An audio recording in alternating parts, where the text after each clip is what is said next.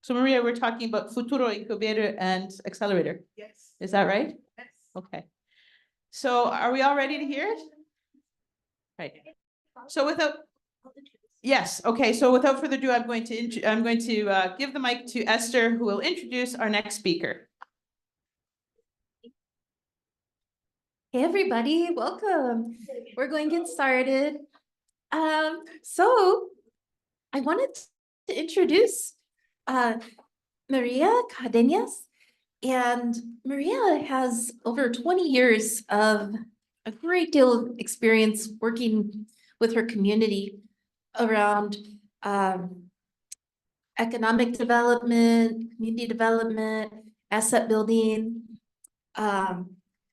She's a newly elected chair of the California Asset Building Coalition and has served on California Children's Savings Account Coalition Steering Committee. And she's also done a lot of advocacy and leadership at the county level around understanding income and wealth gaps and economic mobility. And I've had the pleasure of knowing Maria the last year or two.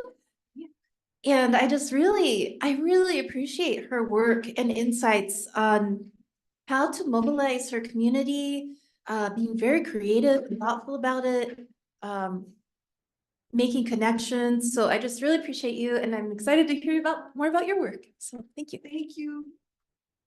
Thank you, Esther. Hi, everybody. I don't know about you, but we have 25 minutes and trying to move around. But my name is Maria Cadenas. I'm the Executive Director of Ventures. And if I can get this to move, that'd be lovely. Okay, well, that works out. Ventures is a nonprofit. We're located in the Central Coast of California. And so we're a little bit of a organization that does one main thing. Our main focus is to create local economies that contribute to the well-being of people. But we center our work around racial equity, gender equity, and immigration status inclusion. And why do we do that? We do that because, if we're very honest, what we admit from the get-go is that the systems that we're in are working exactly as they were designed to function. And I give you a metaphor to take with you. We are at the end of a game of Monopoly. Okay? Two players own everything, and they build hotels, and they raise the rent so high that everybody else going around the board and collecting this $200 is not enough to pay the bills. It's just not enough. And Monopoly was built so that you win when everyone else goes bankrupt. And that's where we are. I'll give you a little bit more because I think it's important. Monopoly was originally created by women to criticize landlord monopolies. It was later launched by a guy with Parker Brothers who didn't acknowledge the woman's contribution. She was a feminist and said he invented it. And then he named the cheapest properties on the board after community of color neighborhoods that were working class, and the most expensive properties on that board after white historically rich ones. So I take that as an example of how it is designed, it is intentional, it is on purpose, the systems that we have. And at Ventures, we like to say that, and it still doesn't like me, whoever's helping me, we like to say that, what we're trying to do is not fix what's broken. We just got to build the new. That's it. And we got to be very intentional about addressing racial equity and gender equity, because otherwise we will just build the new that replicates the same issues of the past. So we got to be very intentional. So we started to look at, do I need to push it from the laptop? No? Yes. All right, so we started to look at, well, what if we're building the new, what does the new entail? How exactly do we do it? And we realized the only way we're going to build the new is we do it in co-development with community, because they know best, they know what they want to do, they have their lived experience. We can contribute some knowledge, but it needs to be co-developed together. And so we met with community leaders, and by leaders, I mean people who are cared for and loved and followed and understood in community. I don't care what their title was. It could be a homemaker, it could be an entrepreneur. We talk to them and say, what do you want to do? Go to the next slide. Keep going to the next slide. Okay, and so we did the work and click 5 times. Okay, so we say that we have to acknowledge the community's members' dignity, self-determination, and knowledge. We have to be intentional and explicit around centering racial and gender equity. We have to be inclusive of undocumented immigrants. We have to highlight and leverage the great work already underway. We can never do this alone. And we have to focus on removing system barriers. So that all our approach, this is centering how we do our work. Next slide. Then this is in Spanish. Just keep going. I'll let you all, you can email me, I'll send you the presentation. All of our solutions that we work in community have to center knowledge, because without knowledge, how can you advocate for change? We have to center economic and political power and mutual prosperity. So all the solutions, all the models that we do are focused around that. Next slide. And we made this slide look very linear and pretty, but it's anything but. You listen to community, you have an idea, you develop and you test it and you launch it. But usually it's like you listen to community, you have an idea, you go back to community, they change the idea, then you go back to community, you change it again. And it's a mess, but it works, right? So we have to, that's kind of how we do our work. And that is how Futuro started. It really started with community conversation. And it was really conversations around what are your dreams? What are your aspirations? What are your barriers? And they're working 2-3 jobs. In the Central Coast, the living wage is around $120,000 to just pay the bills. And most of the workers in the Central Coast that we're working with are earning $30,000 to $50,000 a year in the fields. So I tell them, you're really smart and you really know how to do money. Somehow you're making it happen. So how do we start with that lens and listen to you? And what are those gates? What are you doing? Why do you have to have 3 jobs? How do we make it different? What about a business ownership model doesn't work for you? What about the current payment doesn't work for you? And that's how the investigation and conversation of co-ops really started for us as a key component of that new economy we wanted to build. And then you just can keep going, keep going, keep going. Futuro, there you go. Okay. So through those conversations and over the last 3 years, we're launching Futuro at the end of the summer, fall, and it still gives me heart palpitations to say that. But Futuro is meant to be a community-owned vehicle that allows people to earn money quicker, okay? It's really a co-op of co-ops. It is designed and centered around rural, immigrant, Latino workers, regardless of documentation. So I like to say that the model works for everybody and it's centered around them. That's why it's called Futuro. Next one. Futuro is also not an isolated effort. Futuro cannot just be a co-op of co-ops and you think we build the infrastructure and oh, there it goes, we build something. Reality is just like you need scaffolding for social services, you need the right environments for businesses to thrive. They need to have market access, right? You need an ecosystem of attorneys and CPAs and bookkeepers, right? TA people to help them, communication people to help them, marketing partners. None of that exists right now in the Central Coast. We do not have a co-op ecosystem.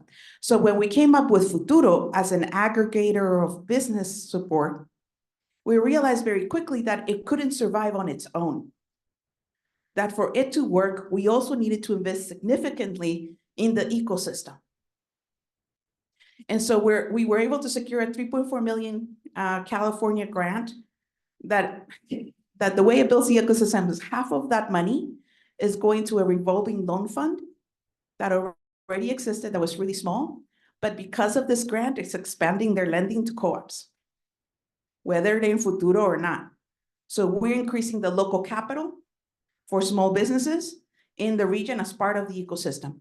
The rest of the money is going to get people to build credit and get banked, which is critical for entrepreneurs, because otherwise they can't get it. And we're talking about a community where we have pockets where 50% of the people are unbanked or underbanked, or have built credit under another person's social security number. And just for reference, the Monterey Bay region where we're based is the highest density region of undocumented workers in the state of California, because most of them are working in agriculture. So all those strawberries and berries that you see on the table were picked by somebody who was most likely they're not undocumented. And so we're focused on the ecosystem, and in the business service provider, we're doing CBA trainings, bookkeeper trainings, attorney trainings around cooperatives. We're also leaning into capital lenders like traditional banks to get them to talk about co-ops, because we gotta build the entire infrastructure around it. And at the community level, there's a lot of money going on into economic recovery and into economic development plans, but nobody's really including these people who are talking about co-ops into those economic development plans. So we as ventures join into do the community input as a partner for the state so that those voices were not lost and that they be included in there. And then we're doing a lot of cooperative education, although we're not happy with it, I'll be very honest. We build co-op education with great partners. We partner with Democracy at Work Institute and others to just an ACE. We grab materials and we develop it, but it doesn't resonate with community. So what's going on as I speak, we created a co-op in the development of Futuro just so we can contract the workers to inform the planning of Futuro. So we can pay them. I know it sounds kind of roundabout, but it's a way to work through the loophole. So we created a co-op to get it contracted by us to do the community input that will inform the development of Futuro. And in that process, we've contracted them again to review all of our cooperative curriculum now that's been on testing ground for the last year to inform and improve it. So they got another contract from our nonprofit to that LLC so that it will help continue to reinform and upgrade the curriculum for co-op education. I want to spend a little bit more on Futuro itself because I think that's where the fun is, and I want to make sure we have about 10 minutes for Q&A. So the next slide. This is Futuro, okay? And this is not how it started. We initially thought that Futuro would be more like a federation or a membership secondary co-op where people could ask for support with their bookkeeping, right? And we would have the experts there. That doesn't pencil out in a capitalist structure because there's a lot of need. And we have literacy levels on average of 3rd grade. And most of the co-op or even contract materials are usually at the college level. So that didn't work. So what Futuro is now is Futuro is a community-owned co-op of co-ops. It is meant to be a brand. Futuro will be working with procurement of contracts of scale. Okay, so Futuro will have the CPA and will have the accountant and will help with any of the back office that most immigrant co-ops have challenges with. And that's a great purpose, but its main purpose is to be the aggregator of larger contracts that will subcontract to its co-ops. Initially, we wanted all those co-ops to come from community because that was a best practice. But the community is not banked, doesn't have credit, understands work, but not ownership. And for us to take the time to develop them on those skills would delay the launch of getting them money in their pockets. And so with community, we changed the model. We picked 2 industries, home care and consulting, as Futuro managed cooperatives. And they're in buckets. We're calling them the care markets that may allow for growth into childcare or other care-related fields. And then we have the consulting, which is promotora, community health worker work, and climate. And climate, we see it as much bigger, but that'll take us a little while longer. But that's like water management, electrification, land management, et cetera. That will take time to build in coordination with trades, workforce development boards, and others, just to make it feasible. But we're starting with these 2, and these 2 because there's a lot of home care workers already in the region, and there's a lot of community health workers and promotoras already in the region. They're just not paid well. They're low-wage industries. But they're low-wage industries because the money is going to the ownership. So we want to like radicalize those low-wage industries. So home care, there's an aging population of affluent people in the Central Coast, Monterey, Santa Cruz, Carmel, that the challenge for the workers that they don't know, they don't have the social capital to enter those markets on their own. So we're going to be doing that. And then consulting, same thing, mostly it's going to be hospitals, county, schools, which we have relationship with. In fact, we already have it's not a super large contract, but it's a significant contract. It's about $75,000 for the first contract when we open the doors for doing promotora work around climate. So that's it. And then you see the dotted line, and that's we still have startup capital and a curriculum for community initiative in a different market. But we don't know what that is, and we jokingly call it the unicorn because we're being very picky. They need to be somewhat ready. They need to already be banked, already have maybe managed a business for a little while. They need to be already aligned with cooperative values, right? And so that they're worth the investment we're gonna put in, because we have a lot riding on these three entities making it through the first 2 years really well, so the model can continue to grow. Ventures, the nonprofit that's starting all of this, sits as a special member of Futuro, which basically means that we have a lot of power. We can approve contracts, we can veto contracts, we appoint the manager, we appoint the bookkeeper. The members are representatives of each of these co-ops who sit on the board of Futuro plus Ventures. That board can fire Ventures at any time. They can kick us out at any time. So they have the ultimate power.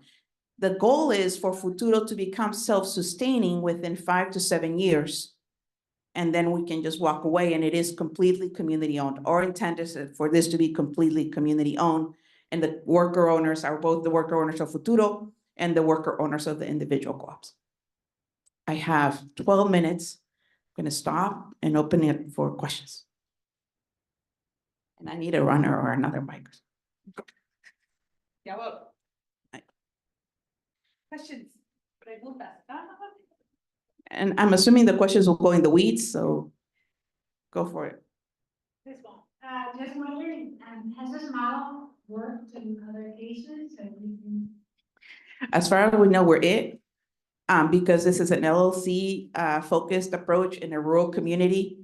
All of our curriculum has gone through about 6 months of literacy review, because when we initially worked with the Sustainable Economies Law Center around the operating agreement and the member agreement, the documents came back at the 17th grade level. And we know that was just not feasible. It wasn't bad, it was just not feasible. So we had to go about 6 months of literacy review. We brought the documents down to 8th grade. And we're calling those the accessible documents, but they're not the legal documents, because we still need to legally protect the entity. And it's just the world we're in, we recognize that. The curriculum, same thing. Initially, the curriculum mirrored a lot of the traditional 13-week business development curriculum. We tested it, and the community was like, no, because these are working adults in really difficult fields. For them to give up 13 weeks is really hard in a classroom setting when they're not used to have low literacy level. It doesn't work. So we had to redo the entire curriculum, one, to bring the literacy down to 6th grade. We couldn't bring it to 3rd, but we brought it down to 6th grade for the curriculum. And then we changed the curriculum to like different modalities. So like experimental learning, tours, just different models. So the curriculum itself is different than most co-op development work that's happening. And for the managed co-ops, it's even more different, because we want them to just join in. They're joining in as owners right away with very limited onboarding. The goal is for them to learn and earn on the job with the managed co-ops, for them to learn and earn. So it's a combination of we determine the co-op and we determine the market. Some developers do that, but it's designed for them to own it in the future. And at the same time, it's really meant, these managed ones are meant to be almost just break even, quite frankly, to continue to be an entry board into co-op ownership into those industries, and then for them to build over time. And that was just in response to community. So what we know other people are doing is secondary co-ops, where the secondary co-op is almost like a federation or a member agency type of thing.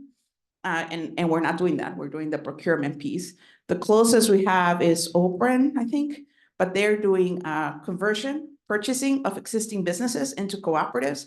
And they're doing it as ESOPs or corporations, which would prevent participation in it. You have to have a W-2. And for our target population, that dismantles it. And the biggest difference for us is the rural implementation, that we're not working with high density communities in urban areas, but around a rural area, which also means a limited market. So when you're tying all of that, that's what makes this so unique. Are there, It's her go and then you. were the TA providers that you brought in already familiar with cooperative models, and were they already well put to work in the community? It's a mix, because it's a mix. Again, there's no ecosystem in the region. The only people working in co-ops in the region were University of Santa Cruz, California students or graduates, which were predominantly white and middle or upper class. And then there's one co-op from the 70s that still sticks around, which is a community printer. But they're not necessarily educators or developers. So the developers we work with, we literally had to work across the country. We found developers, some were close by, San Francisco, San Jose, LA, New York. I talked to people from the East Coast. I talked to anybody who would talk to us. And then right now we have 3 Latino immigrant TA co-op developers as contractors with a retainer for ongoing work. We're working on another contract for somebody to help us with as an advisor and consultation. We hired somebody who has co-op experience, but is not from the community. But they were also onboarded with very directive, says you're gonna share all your knowledge and help us develop the local ecosystem, right? But our point around community building and actually working with community, that's local people from the community who are also learning about cooperatives. So it's a combination of building the local capacity while bringing in culturally appropriate TA support. Thank you. How many people are in fact in that co-op of goals? You have a The Futuro right now is staffed by ventures.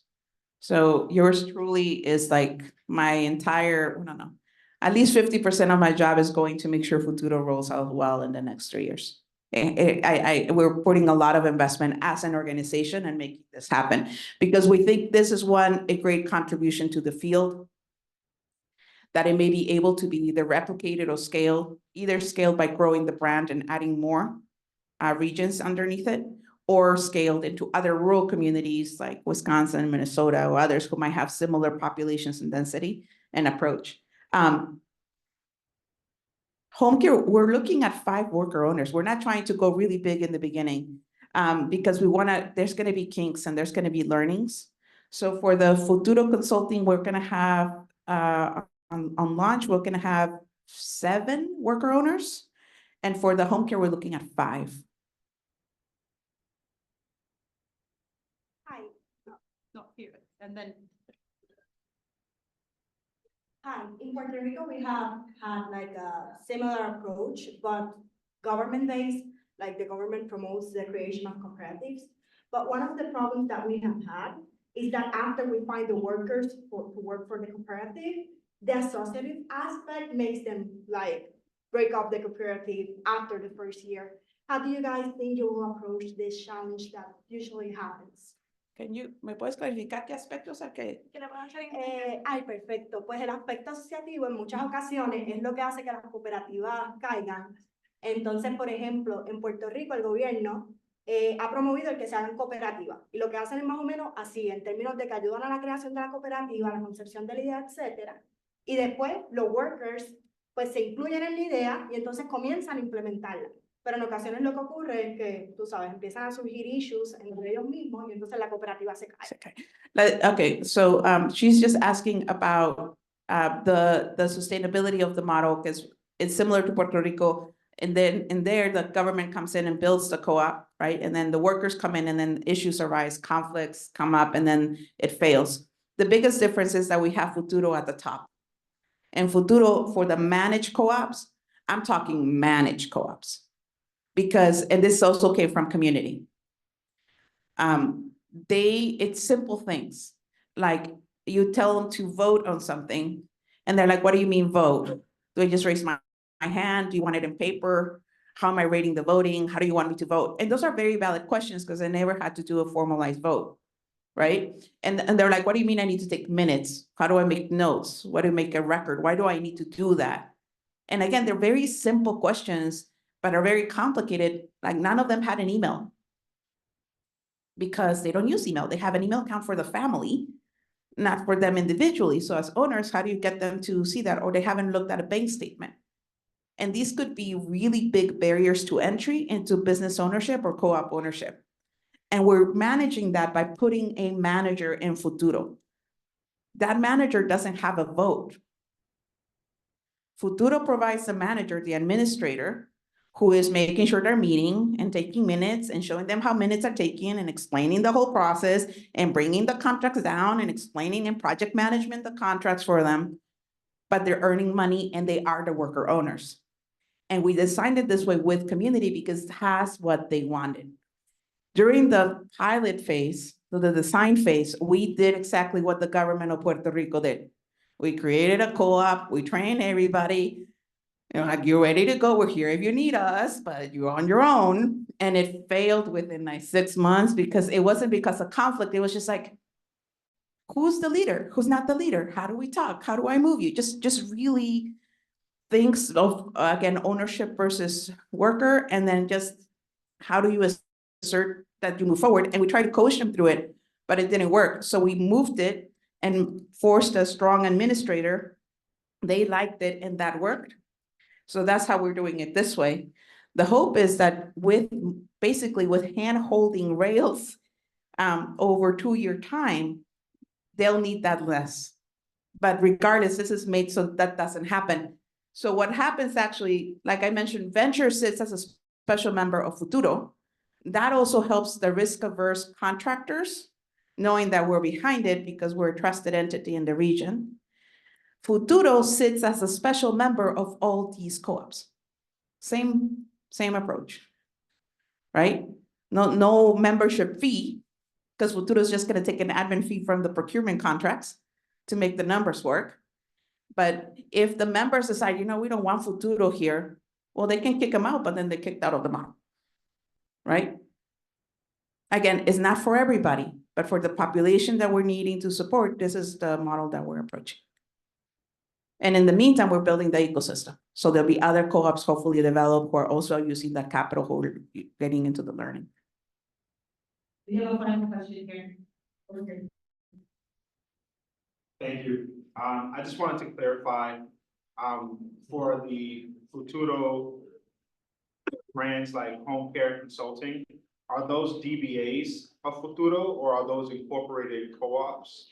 All of these are LLCs. Do you mind going to the last slide? Because I have my contact info in case people need it. All of these are LLCs. They're not DBAs and they're not separate corporations. Futuro is filing taxes as a corporation, but it is an LLC. And all the, next slide.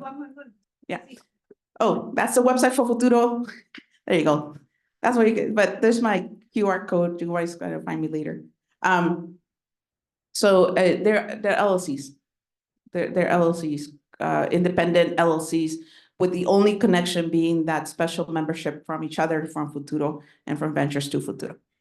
Gotcha. So it's not like ownership, it's a special member interest. Yeah, all the worker owners own everything, really. The worker owners own the LLCs of home care and the LLC for the promotora, and a representative of those LLCs sits on the board of Futuro, and that's how they own that structure. All right, we're out of time, yeah?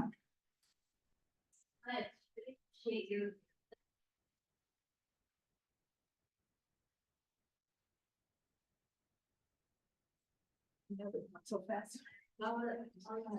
Next steps. We're going on the bus. Yeah, we're going on the bus. Thank you. Gracias, Maria.